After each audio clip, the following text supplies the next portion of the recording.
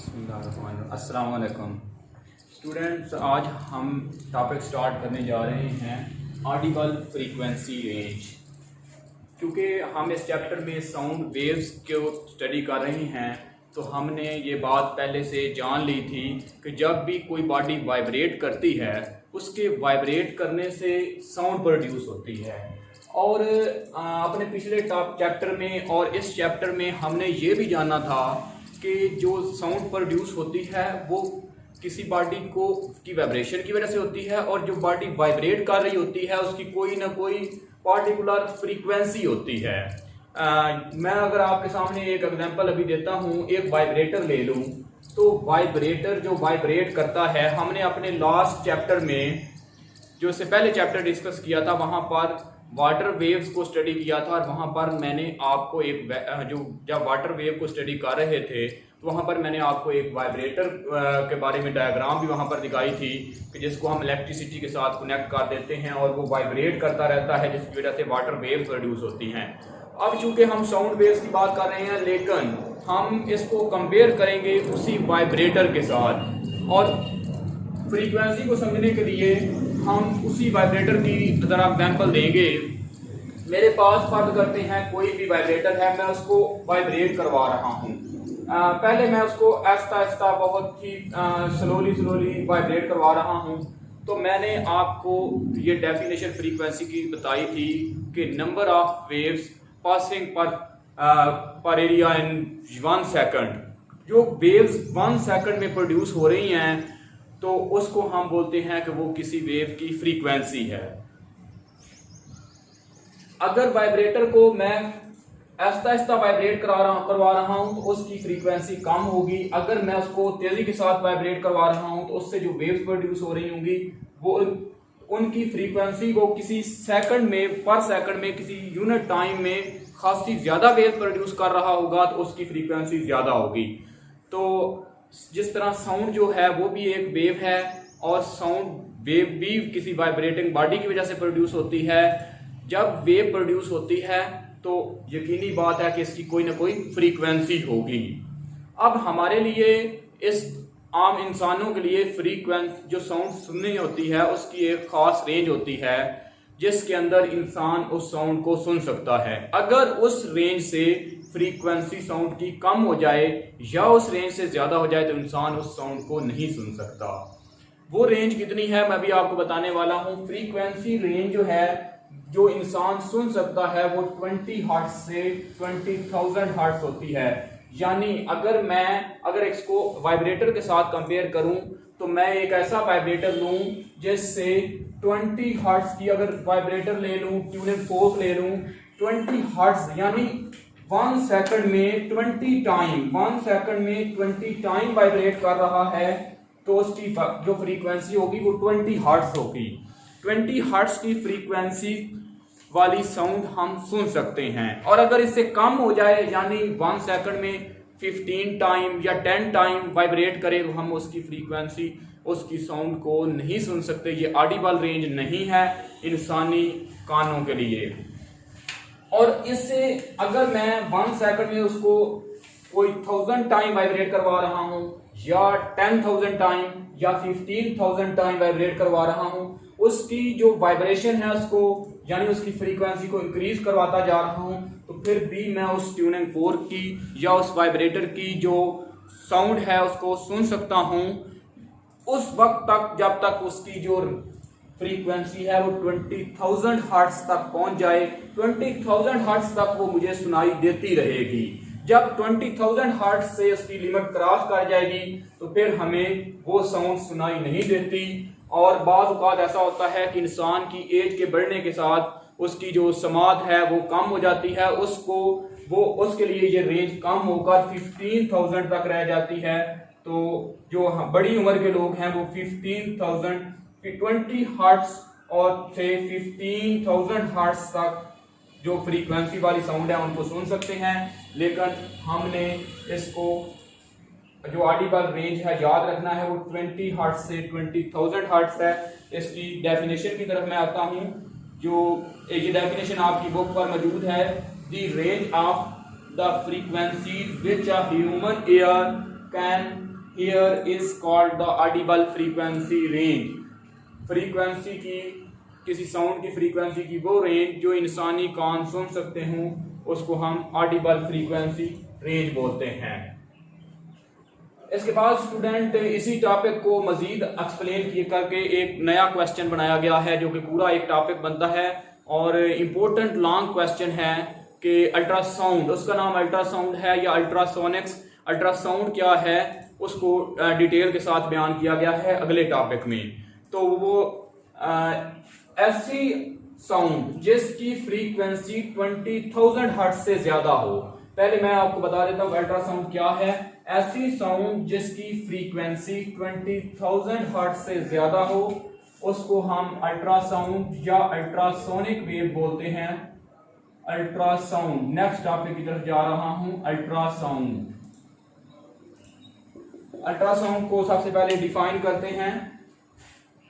Ultrasonic waves या sound of frequency higher than 20,000 hertz which are inaudible to normal human ear can all are called ultrasound or ultrasonics। यानी ऐसी sound जिसकी frequency 20,000 hertz से ज्यादा हो जाती है और वो इंसानों के लिए काबिल समात नहीं होती हैं, उसको हम अल्ट्रासाउंड बोलते हैं या उसको हम अल्ट्रासोनिक का नाम देते हैं। अच्छा स्टूडेंट, इनको इंसान सुन नहीं सकता लेकिन इंसान इनको अपनी लाइफ में अप्लाई करके कई फवायद हासिल करता है। इसके कई ज़्यादा हमारे पास एप्लीकेशंस हैं जो मैं अभी जो लॉन्ग क्वेश्चन में पूछी जाती हैं मैं अभी एक एक करके एक तरतीब के साथ आपको बताने वाला हूं। ये आपने सारी एप्लीकेशंस जिस तरतीब से मैं आपको बता रहा हूं उसी तरतीब से याद रखें तो ये आसानी के साथ आपको याद हो जाएगा। सबसे पहले हमने बात करनी है कि जो अल्ट्रासाउंड होती है ना, इनकी वेवलेंथ स्मॉलर होती है। मैंने कुछ पॉइंट बनाए हैं जिससे इनको याद रखना आसान होगा। स्मॉलर वेवलेंथ नंबर 1 पे आएगा, स्मॉलर वेवलेंथ। हमने जानना है कि इसकी वेवलेंथ स्मॉलर क्यों है। हमने ये फार्मूला डिस्कस किया था कि v is equal to F lambda. किसी वेव की फ्रीक्वेंसी को उसकी वेवलेंथ के साथ मल्टीप्लाई करने पर उसकी स्पीड आ जाती है। Product of frequency and wavelength is equal to the speed of the wave.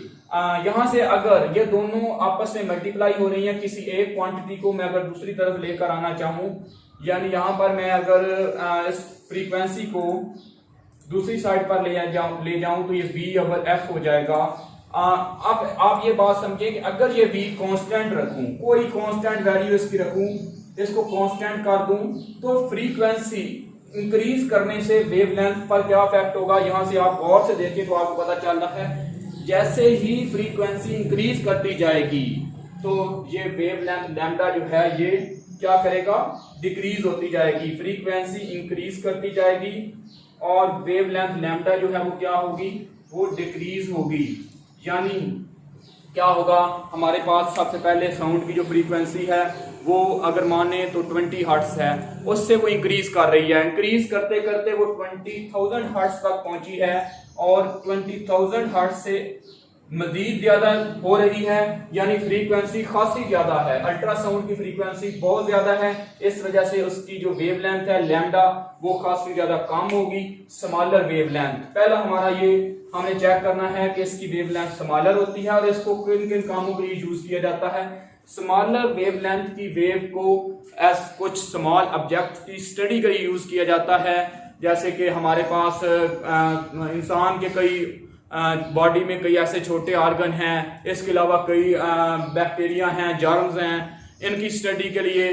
और इसको हम मजीद नेक्स्ट अगले अपने टॉपिक में डिटेल में जानते हैं कि इस स्मॉलर वेवलेंथ की वजह से इसको हम और किन किन मशीनों में बाद कोई फॉल्ट आ जाए तो उसको कैसे दूर करते हैं और किस तरह ये स्मॉलर वेवलेंथ की वेवलेंथ को यूज करते हैं।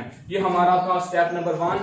नंबर 2 की तरफ आऊं तो ये इसको हम यूज करते हैं medical and technical field. In medical and technical field, medical and technical field. और नंबर 3 पे आए, इसको मेडिकल और टेक्निकल फील्ड में यूज किया जाता है। अभी मैं डिटेल बता रहा हूं इसमें मेडिकल फील्ड में कैसे और टेक्निकल फील्ड में कैसे हम यूज करते हैं। नंबर 3 पे आए तो इससे हम करते हैं डायग्नोज, इसको यूज करते हैं फॉर पर्पस ऑफ डायग्नोज करते हैं एंड ट्रीटमेंट करते हैं, diagnose and treatment of element, यानी इससे हम क्या करते हैं, डिफरेंट एलिमेंट्स। ये आप मैंने स्टेप कुछ बनाए हैं ताकि आप इनको आसानी के साथ याद रख सकें।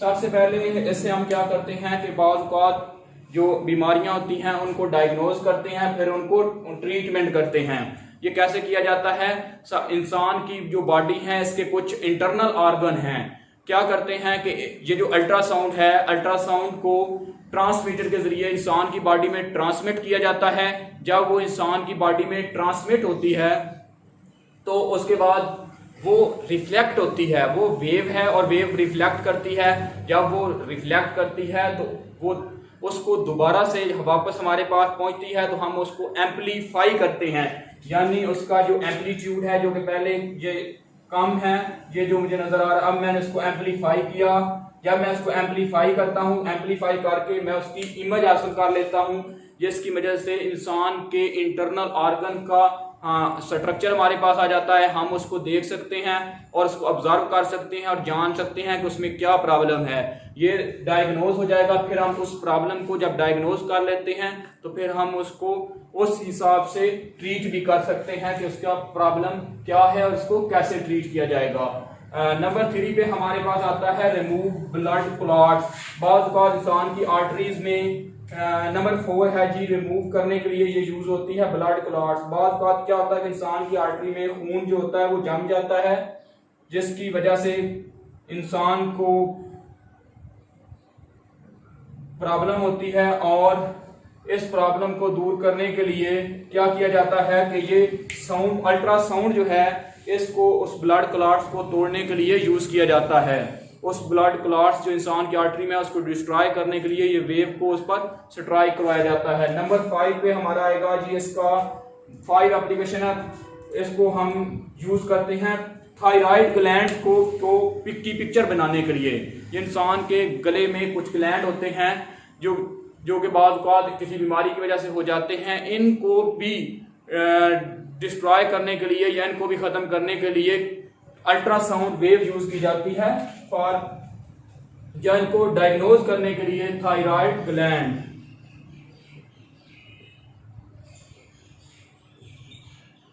इसके बाद हमारा 6 पॉइंट आएगा, लेकिन आप यहां तक इसको जरा नोट कर लें या इसका स्क्रीनशॉट ले लें ताकि मैं इसको रेस करके नंबर 6 पॉइंट की तरफ जाऊं।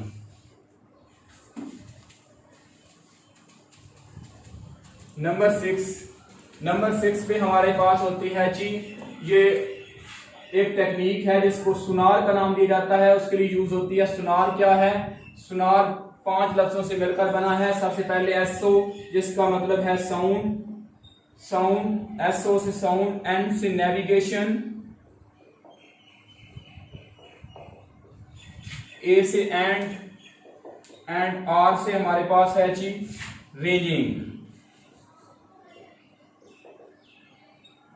क्या किया जाता है स्टूडेंट? साउंड, सोनार क्या है? साउंड जो अल्ट्रासाउंड है, इसको हम चेक करने के लिए किसी समंदर में भी उसकी डेप्थ चेक करने के लिए, यानी ऐसी जगह जहां पर इंसान जिसकी डेप्थ चेक नहीं कर सकता, वहां पर अल्ट्रासाउंड भेजी जाती है। अल्ट्रासाउंड को किसी ट्रांसमीटर के जरिए ट्रांसमिट किया जाता है। जैसे अगर मैं यहाँ पर आपको डायग्राम में दिखाऊं तो ये हमारे पास कोई सी है, तो इसकी मैंने डेप्थ चेक करनी है, यहाँ से अल्ट्रासाउंड भेजी जाती है। जब वो इसके बेड के साथ जाकर टकराती है और रिफ्लेक्ट बैक करती है, दोबारा हमारे पास पहुंचती है, तो इसको यहाँ से वहां तक पहुंचकर दोबारा यहाँ पर जब पहुंचती है तो इसको डिटेक्ट किया जाता है और इसके दरमियान टोटल टाइम नोट किया जाता है जी, इसको वहां तक जाने में कितना टाइम लगता है। इस टाइम को नोट करके हम इसकी स्पीड, कितनी स्पीड के साथ इसको भेजा था हमने, बी, हम टाइम और बी ये दोनों चीजें अगर फाइंड हूं तो हम अपने फार्मूला जानते हैं डिस्टेंस का, S is equal to VT, जो कि 9th में हमने डिटेल में डिस्कस किया था। अगर हमें स्पीड का पता चल जाए कि कितनी स्पीड से हमने वेव को ट्रांसमिट किया था और उसको कितना टाइम लगा, इन दोनों चीजों को फाइंड करके हम क्या कर सकते हैं, उसका डिस्टेंस फाइंड कर सकते हैं, यानी उसकी डेप्थ फाइंड की जा सकती है। और ये हम अपने न्यूमेरिकल में फाइंड भी करेंगे कि कैसे हमने की है। हमारी जो इसके बाद 7 टेक्निक है, यानी इसको 7 एप्लीकेशन जो है वो है, इसको हम क्या करते हैं कि बाज़ औक़ात हमारी जो मशीनरी है, जैसे कि एयरप्लेन है, जैसे कि और कई फैक्ट्रियों में बड़ी मशीनरियां यूज होती हैं, उनके अंदर बाज़ औक़ात ऐसा होता है कुछ क्रैक्स आ जाते हैं, यानी उनमें कोई ना कोई प्रॉब्लम आ जाता है, जंग लग जाता है या सुराख बन जाते हैं, जिसको जो हमें ज़ाहिरी तौर पर बाहर से नजर नहीं आते हैं। उनको फाइंड करने के लिए हम क्या करते हैं, 7 टेक्निक है। क्रैक्स को दूर किया जाता है, किस तरह अल्ट्रासाउंड को ट्रांसमिट किया जाता है, और वो जो बॉडी का पार्ट बिल्कुल ठीक होता है वहां से वो रिफ्लेक्ट बैक कर जाती है, और जिस पार्ट में क्रैक होता है वहां से वो वेव क्या करती है, रिफ्लेक्ट नहीं करती। तो हमें जिससे पता चल जाता है कि उसमें कोई ना कोई क्रैक है, यानी कोई ना कोई सुराख है, या उसका कोई ना कोई प्रॉब्लम है, जिसको हम अल्ट्रासाउंड की मदद से डायग्नोज कर सकते हैं और इसको सॉल्व कर सकते हैं। इसकी लास्ट एप्लीकेशन हमारे पास है जी, इसको जो अल्ट्रासाउंड है इसको हम यूज करते हैं नंबर 7 पे क्रैक्स था, और नंबर 8 पे हमारे पास है G for destroy germs and bacteria. जैसे कि मैंने आपको पहले बताया कि जो साउंड वेव है या अल्ट्रासाउंड है, इसको हम स्मॉलर वेवलेंथ की होती है, और स्मॉलर वेवलेंथ की वेव्स को हम स्मॉल ऑब्जेक्ट की स्टडी के लिए यूज करते हैं। इसके अलावा जो जर्म्स और बैक्टीरिया हैं, बाज़ औक़ात हमें ये किसी वाटर को साफ करना हो या किसी और जगह, तो इनको डिस्ट्रॉय करने के लिए, इनको खत्म करने के लिए क्या करते हैं, हम अपनी ये अल्ट्रासाउंड वेव उन तक ट्रांसमिट करवाते हैं, यानी उनसे स्ट्राइक करवाते हैं, जिसके नतीजे में हम इन जर्म्स और बैक्टीरिया को खत्म कर सकते हैं। तो ये हमारा चैप्टर नंबर 11 कंप्लीट होता है। इसके बाद हम अपने अगले लेक्चर में शॉर्ट क्वेश्चन और एमसीक्यूज की तरफ जाएंगे। ओके, अल्लाह हाफिज।